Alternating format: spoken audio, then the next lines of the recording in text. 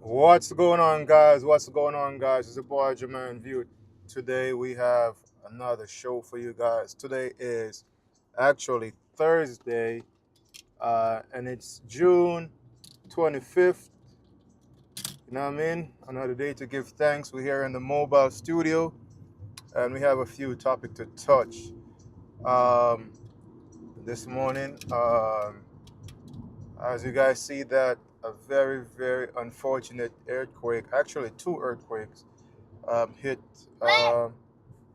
our friendly neighbors, Venezuela, and the commander in chief is saying that he's ordering a swift response to help them down there because Venezuela is our newfound friend.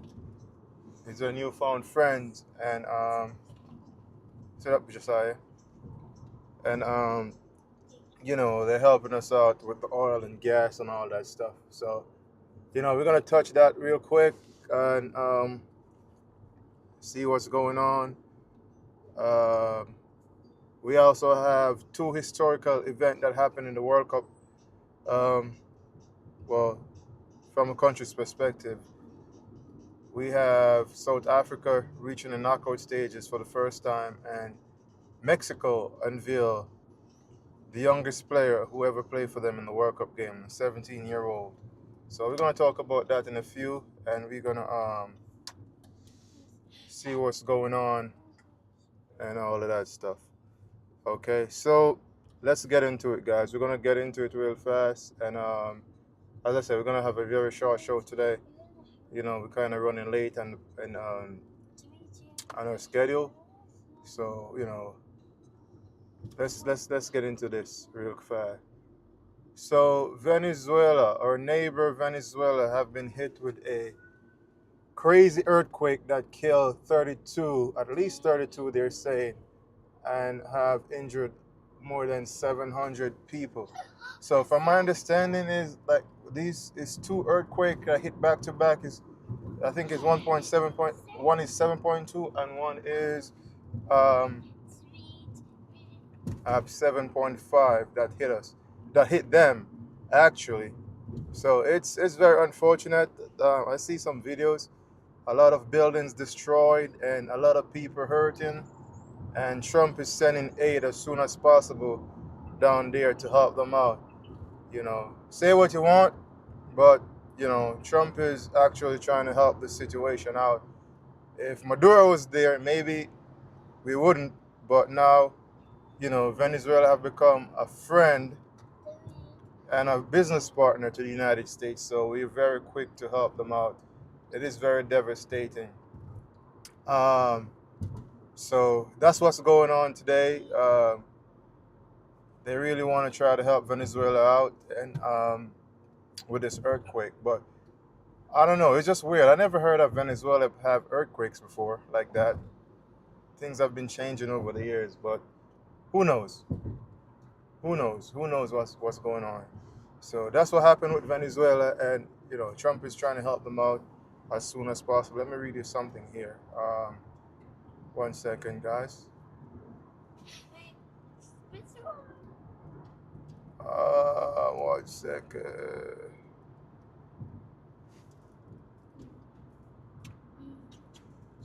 All right.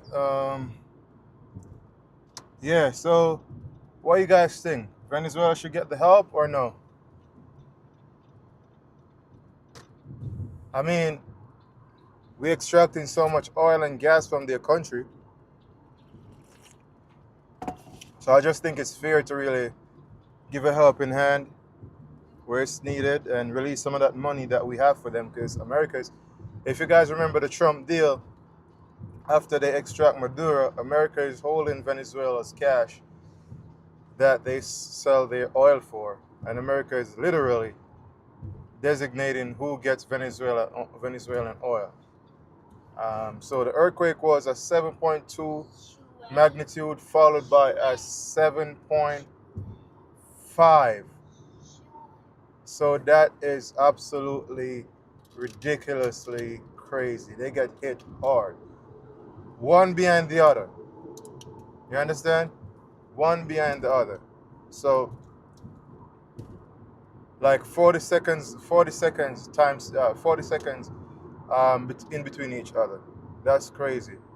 They said this is the strongest earthquake hit in Venezuela in 125 years. That's absolutely ridiculous. The strongest one in 125 years. You understand? Um, well, they're claiming more people. All right, guys, are you there? Okay, so yes, as I was saying, um, sorry about the abrupt um, stop. Sorry about that. But as I was saying, guys, yeah, this earthquake is very, very massive, and you know, I feel it for the Venezuelan people, man. They they're in pain right now. They're in pain right now. They're in pain right now. I really feel it for them. So we're gonna see what we're gonna do to help out, and the administration is very active and sending people on the ground to help out with this situation. Um, Not the news. We're gonna get into this real fast. So our dear friends, South Africa over there, the South African team. The South African team, as you guys see there, is make the knockout stage of a World Cup game, and the first time in history they're making the knockout stage in the World Cup games, the first time. So we're proud of the South Africans, but one thing we're not so proud of with the South Africans, how they're treating other black people over there in South Africa. You understand? We're not proud of that. We're not happy with how they're treating other black people, because we think that Africa is for Africans. And the South African Africans are not so friendly to other black black Americans or Africans or whatever it is. They're not so friendly towards their own people. But we're happy for the South Africans. They won their game last night, and they're making it to the knockout round. They're gonna face the mighty Canada next in the knockout stage. So we shall see what happens with that. If Canada is gonna really knock them out, or they're gonna knock Canada out. So we're proud of the South African team in the World Cup 2026 games, and we're gonna see how they're gonna handle themselves. We're very proud of them. We like to see teams winning, but better yet, we like to see the United States winning. The United States, we're rooting for the United States all the way. But great win. I think they were second in the group, and great win for them. Great win for them. I know South Africa is going crazy right now because didn't South Africa hosted the 2010 World Cup games? I think they did.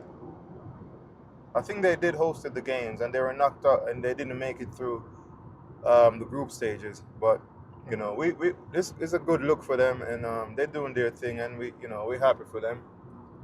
So kudos to South Africa. And another historic event that happened yesterday in the game, is World Cup. Gilberto Mora from Mexico is the youngest player Mexico ever start in a World Cup match, and he is 17 years old. So you see a lot of records breaking in this 2026 World Cup games. You see Messi break the leading score record. You see Mexico unveil the youngest player for them ever in starting in the World Cup games. You understand?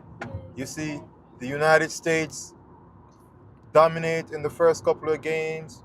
You see Canada was dominating too.